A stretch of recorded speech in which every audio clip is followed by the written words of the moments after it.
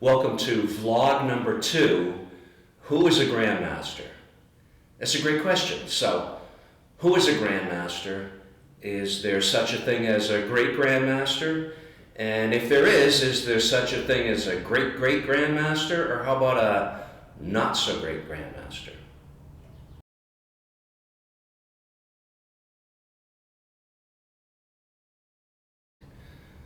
Okay, so before we jump into the subject of Grandmasters, I just want to thank you all for your wonderful comments and support on vlog number 1, which is what is Chi?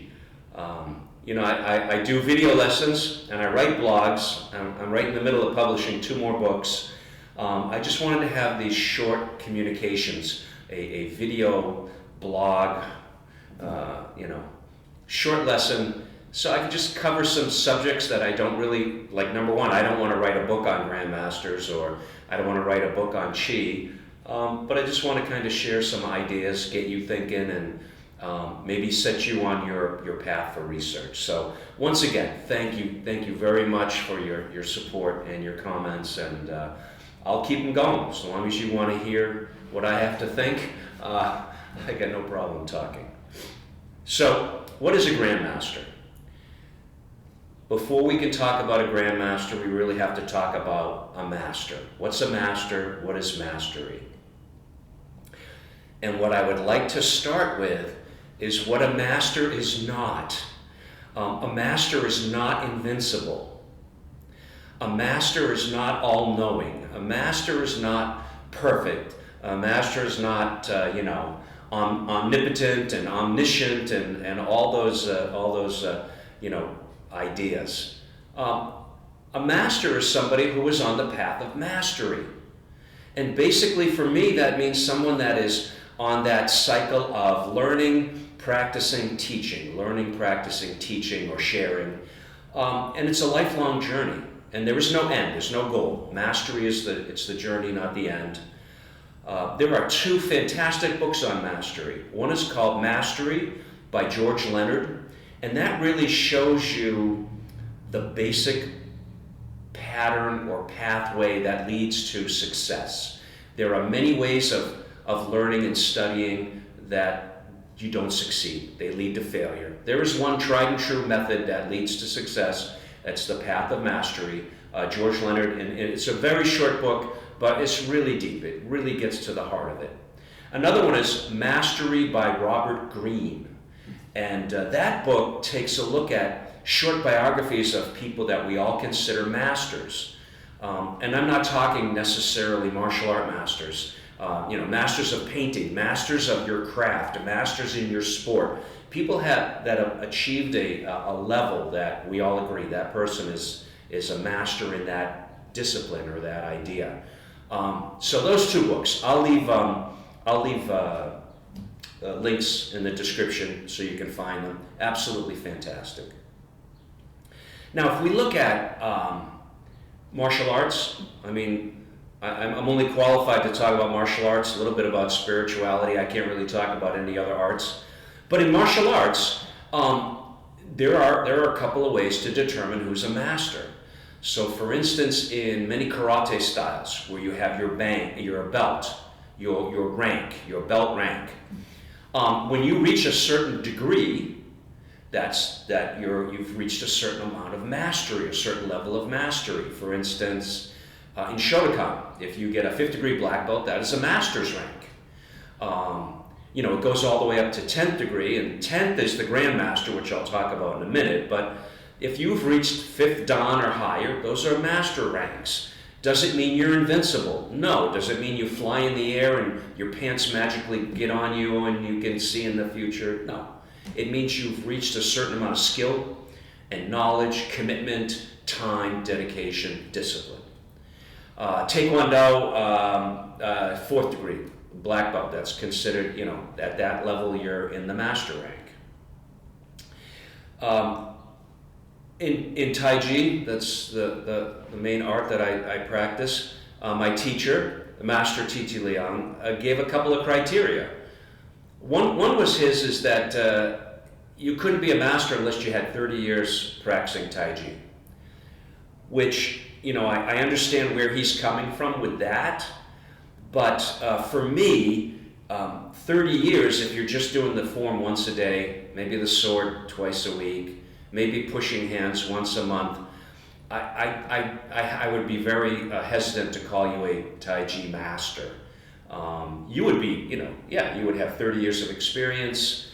You would definitely be getting a bunch of the benefits, but a certain standard has to be met within that 30 years. One of my teachers, Master or Grandmaster William C.C. Chen, he never said to look at how long you've been practicing.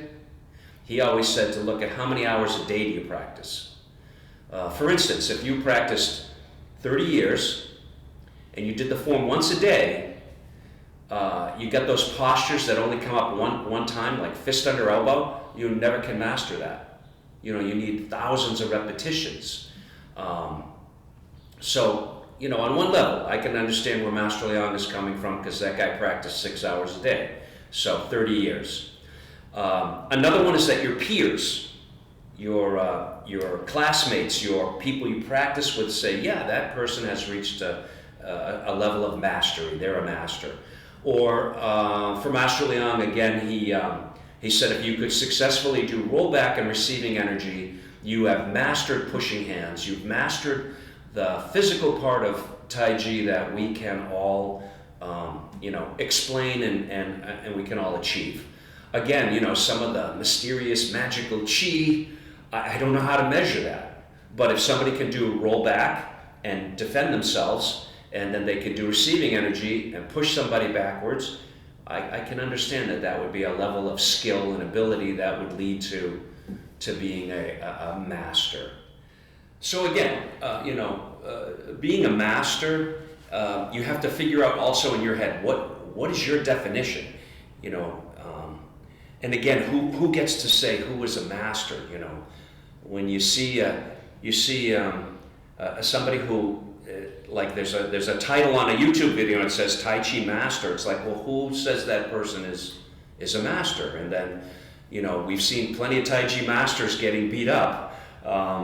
So if mastery means you're invincible, then are they a master? Or, you can see where I'm going with this. This is we're in the weeds now.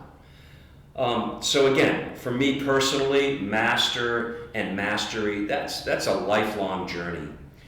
When my teacher was publishing his book in 1974, he just wanted it, the book is Tai Chi Chuan for Health and Self-Defense, Principles and Practices by T.T. Leong. That's what he had for the cover. It was the editor, my classmate Paul Gallagher, he added master. And he said, look, you don't consider yourself a master, but all of us who are learning from you, you know the complete system, you cured yourself cirrhosis of the liver, you've written this book, you've got 30 years in, and by the way, sir, when you do shoulder stroke, it's like getting hit by a cannon, we consider you a master. Did that mean he's invincible? Does that mean he can see into the future or read your palms or all that? No. But it's a certain amount of respect too. Respect of your skill, your ability, time, and so forth. Now we get to a Grandmaster. The traditional use of that title is the person who is the head of a style, or somebody who creates their own style, or somebody who's from a style and they break off, they make their own lineage, and they have their own idea, and they make their own way. They're a Grandmaster. Technically, there's only one Grandmaster per style. If we go back to Shotokan, the person that has the 10th degree black belt, there's just a one, and they're the Grandmaster. The Grandmaster leads the style. They lead the practice. They're kind of like a dean of a college who's in charge of the curriculum. They say what practices constitute that style, what we can bring in, what we should get rid of, how we should change it. They're just kind of like a gatekeeper. It doesn't mean that Grandmaster that they're the highest level person, skill-wise. Again, it doesn't mean they're invincible. So traditionally, Grandmaster had the style, was really in charge, like quality control. I've had the real privilege of learning with a couple of Grandmasters. So one of my masters is Grandmaster Wyland Choi. He's the Grandmaster of the Liho Bafa style. His teacher's teacher, Grandmaster Wuyuk Fai, like he created some forms that became part of the system. He embraced a form called Loihong Batsai, the mother and son poems. And as the Grandmaster, he said, no, we need this. This is good. This is, this is in line with what we wanted the style. It's really good. We're going to embrace it, and it's going to be part of the package. Master Choi's teacher, Grandmaster Chan Yik-yan, who inherited the Grandmastership from his teacher, he's the one that really put together the 12 animals as a training, a foundational training for that style. I got to study with the fifth generation Grandmaster of Southern Juklung Praying Mantis, Grandmaster Jinfun Mark, world famous. So again, he receives that lineage from his Grandmaster. Again, traditionally it gets problems when the Grandmaster dies and hasn't appointed a Grandmaster, or there's a dispute after the Grandmaster dies of who the next Grandmaster is. And again, that's human nature. It's a lot of politics. It's a lot of nasty stuff, and I don't want to get in there. But so back to Grandmaster Jinfun Mark. When he's learning from his master, who was the fourth generation Grandmaster, Jinfun Mark is putting together these amazing two-person sets and showing the flow of sticky hands and fighting and all of that. And his Grandmaster said, yes, I like that. We're going to embrace that into the system. And so again, it's kind of like curriculum, quality control. What constitutes that style or that lineage? Looking at the modern use of the word Grandmaster, it has evolved and morphed over the years. Now a Grandmaster can reflect a master or a teacher whose student has achieved mastery. It's kind of like your grandparents, you're a mother, and then your child has a child, then you're a grandmother, or you're a father and your child has a child, you're a grandfather, or a great Grandmaster. So you're a master and your student reaches mastery, and then your student reaches mastery. Yeah, you're a great Grandmaster. Again, that can be more like a modern interpretation of using that Grandmaster. I'm just going to say it again. If you're a great Grandmaster or a Grandmaster, it doesn't mean you're invincible. You might have an amazing skill. You might have an amazing level, an amazing understanding. Your ability is great. But us who are not Grandmasters or Masters or great Grandmasters, it's what kind of a burden are we going to put on that person that has that title? So when I meet someone who is a Grandmaster or a great Grandmaster or a Master, I'm really looking at the whole package. I don't just roll over and play dead and say, okay, you're invincible or you're all-knowing or whatever.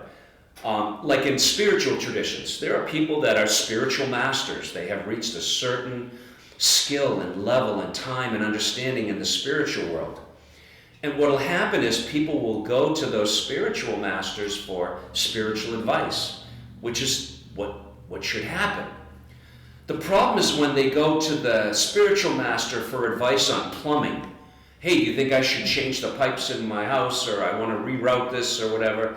And people kind of get confused and think because you've got a high level in spirituality that you have a high level in plumbing or electricity. And I see this in martial arts too. There are people that can really do the Tai Chi form very well, or they've got very good health or very good energy, or they know a lot, they got a huge amount of knowledge and ability. But it doesn't mean you want to go to them and ask them, about how to change the transmission in your car. So again, I see this whole master, grandmaster, great grandmaster, the burden and is put on them by the students or the people that aren't at that level. And then the people that aren't at that level, yeah, they really need to figure out, what is it? Why would I call this person a grandmaster? You know, who deserves that title? And how are you going to look at it?